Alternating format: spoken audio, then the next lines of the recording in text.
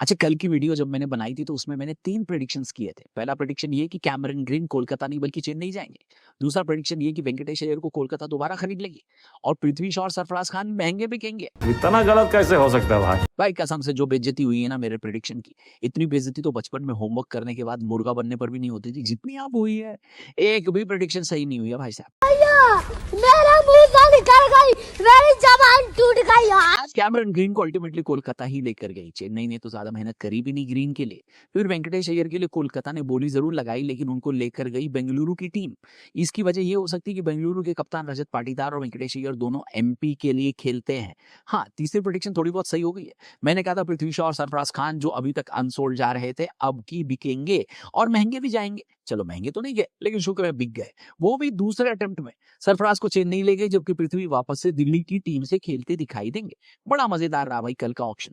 आपको जल्दी से कल के ऑक्शन के बारे में बता देते हैं कौन कौन से हाई पॉइंट्स रहे। आप बस चैनल सब्सक्राइब करना। Highlight number 1, Chennai super Kings ने गर्दा उड़ा दिया। भाई आप सोचो एक ऐसी टीम, इसके बारे में ये मशहूर था कि इसके खिलाड़ियों को आईपीएल में मैच फीस नहीं बल्कि पेंशन लेनी चाहिए। और जो टीम डैडीज आर्मी के नाम से जानी जाती थी, क्योंकि सारे प्लेयर बाल बच्चे वाले थे, उस टीम ने अपनी पूरी स्ट्रैटेजी चेंज कर ली और अब उनके यहाँ सारे बच्चे भरे बड़े हैं। 18-18, 19-19 साल के लड़कों को चेन्नई ने अब की बार अपनी टीम में भर्ती किया है। आयुष मात्रे, डेवार्ड ब्रेविस जैसे यंग खिलाड़ी उनके पास पहले से थे।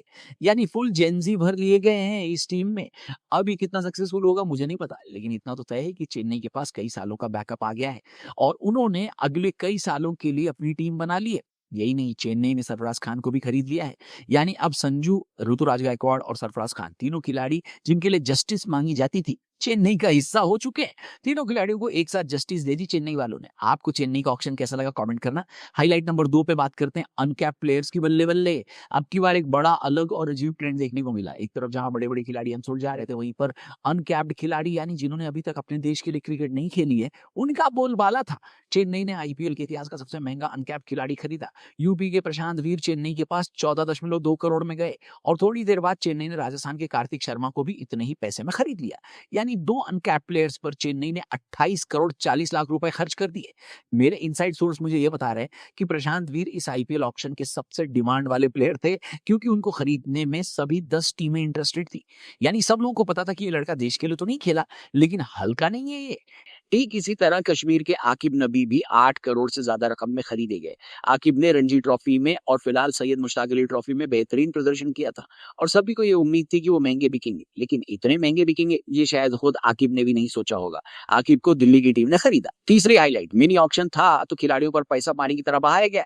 सबको पता था कैमरन ग्रीन इस बार सबसे महंगे खिलाड़ी होंगे और उनके लिए कोलकाता ने 25 करोड़ 20 लाख रुपए की बोली लगाई। इसी के साथ ग्रीन आईपीएल इतिहास के तीसरे सबसे महंगे खिलाड़ी बन गए। हालांकि ये बात अलग है कि आईपीएल रूल के हिसाब से ग्रीन को सिर्फ 18 करोड़ मिलेंगे, बाकी के 7 करोड़ 20 लाख रुपए आईपीएल प्लेयर्स वेलफेयर फंड में चले जाएंगे, क्योंकि नियम के हिसाब से विदेशी खिलाड़ी को 18 करोड़ से ज्यादा नहीं मिल सकते थे। इस मामले में पथिराना बहुत खुश होंगे, क्योंकि वो एग्जैक्टली 18 करोड़ में ही बिके हैं। चेन्नई ने उनको 13 करोड़ की प्राइस में छोड़ा था और ऐसा लग रहा था कि बाय बाय करेंगे, लेकिन चेन्नई वालों ने तो अब की बार सोच के रखा था कि अपने पुराने खिलाड़ियों पर बिल्कुल भी पैसा खर्च नहीं करना है।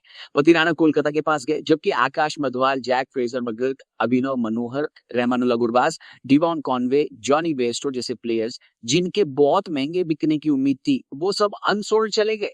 इनके न बिकने पर मुझे थोड़ा शौक तो लगा, लेकिन हेलो, आप बताओ आपके हिसाब से आईपीएल का सबसे शॉकिंग डिसीजन कौन था इस ऑक्शन में? किसने बनाई सबसे बढ़िया टीम, किसकी थोड़ी हल्की रह गई टीम? कमेंट करके जरूर बताना। हम आपसे मिलेंगे कल एक और नई वीडियो के साथ।